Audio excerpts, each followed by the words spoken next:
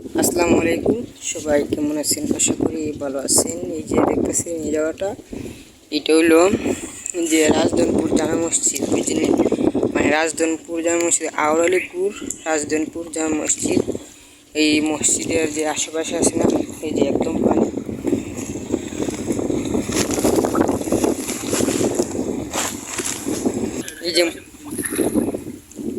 এই যে মনে করেন এই যে মসজিদের চতুর্দিকে এই পানি।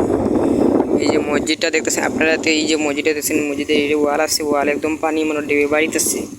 এই যে মসজিদটা,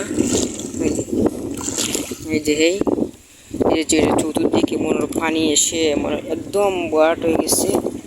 খুব বেশি পানি হলে তো আল্লাহর কাছে আমরা দোয়া প্রার্থনা করি, আল্লাহ যেন হেফাজত করেন, আমাদেরকে রক্ষা করেন।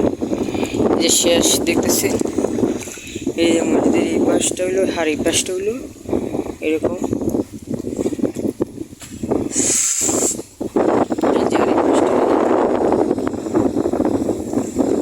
এই একদম পানি এসে এটা বাইঙ্গা নিয়ে যেতেছে। রাজধনপুর জামে মসজিদ, তাহিরপুর থানা, সুনামগঞ্জ জেলা। ওই যে হাওড়ালিপুরের পাশেই এই তিনটা হইলো, ওই যে এইগুলো হইলো হাওড়ালিপুর, ওই যে এইগুলো হইলো হাওড়ালিপুর, আর এই পাড়াটা হইলো রাজধনপুর জামে মসজিদ।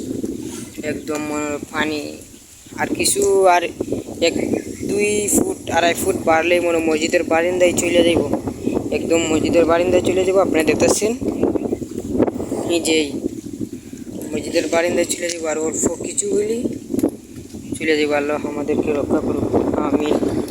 সবাই দোয়া করবেন।